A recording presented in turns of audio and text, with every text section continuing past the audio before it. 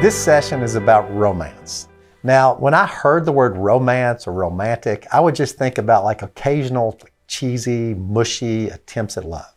Stuff like writing poems or buying flowers. I like it. Would you write me a poem? You really want me to write you a poem? or having like a candlelight dinner. Now, those things, they can be great, but romance is actually much broader than that. I decided to look the word up in the dictionary. It is lavishing personal attention on someone. It's buying cool gifts, giving nice compliments, just being responsive.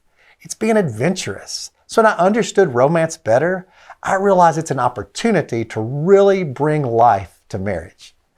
Think of a fire.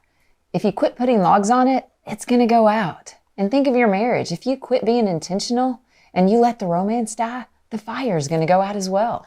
In dating, we give each other so much attention. We buy cool gifts, we compliment, we listen, we try to be adventurous, we try to be impressive. I remember when Meryl and I were dating, we were going down the interstate and she was driving and she had a flat tire. She pulled over the side of the road and I remember thinking, oh crud, I've got no clue what to do. But I wanted to be impressive. I had no idea. Yeah, but I wanted to be impressive. So I said, hey babe, I got this, just stay in the car. So I got out of the car and actually changed the first tire of my entire life. Now, I struggled. I actually bent something under her car trying to figure it out, but I got it done. But for most, we quit trying to be impressive as soon as we get married. Romance is seen more for the catching than for the keeping. For me, Brad shut off the romance, I'd say maybe on our wedding day. He went from being a spender on me and romantic to the budget man. Yeah. When we dated, he would stop everything to talk to me on the phone. But when we were married, if I called, his assistant would take my message, or he would be really quick and say, what do you want? And the problem wasn't just Brad, it was me too. Because when we dated, I left notes for him everywhere. I'd even drive to his work and put them under the windshield of his car.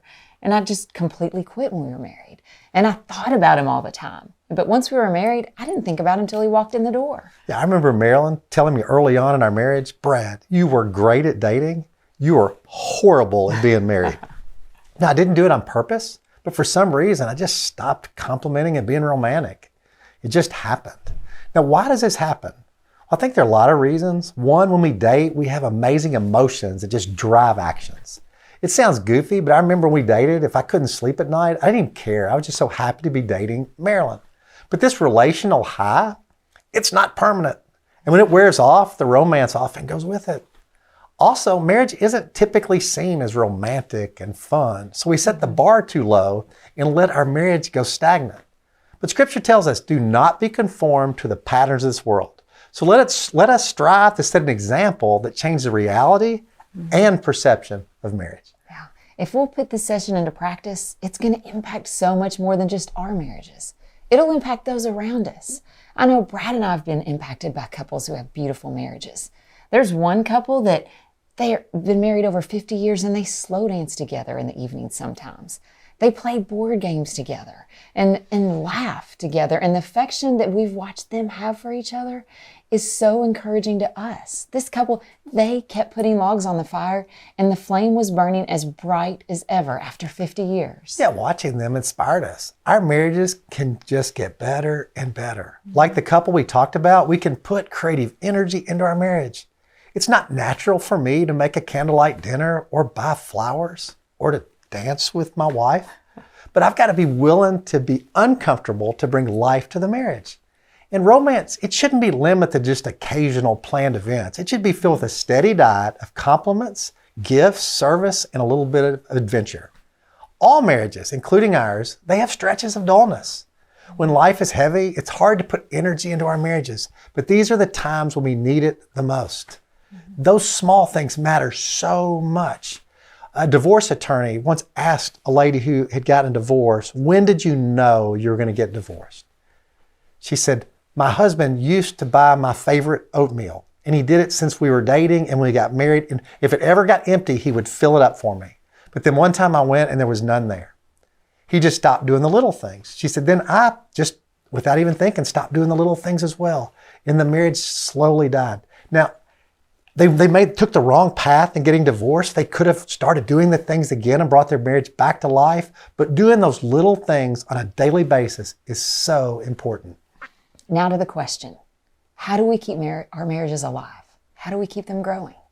Like we shared, it's not much different than keeping a fire going. The more logs you put on it, the bigger the fire. The less logs you put on it, the smaller the fire. No logs, and shocker, there's no fire. There's little life in many marriages because nobody's putting logs on the fire for months or even years. And if you have an alive marriage, keep adding logs. If things have gotten dull, start building the fire again. To add logs that bring life, we must know each other. One thing that may bless one spouse, it may be offensive to another. One wife, she might be blessed by 3 phone calls a day, while it might annoy another woman. Yeah, some might find playing games romantic.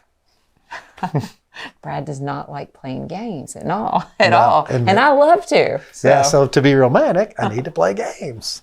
But it'd be more romantic if I played board games with Marilyn with her knowing I didn't like them. It's so true. We can really help each other out if we'll just communicate. Tell your spouse what would bless you.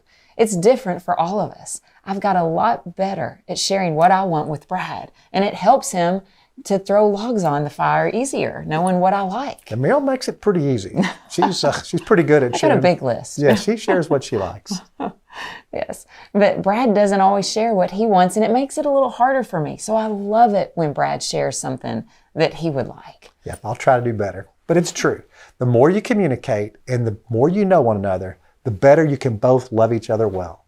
The key is both spouses trying.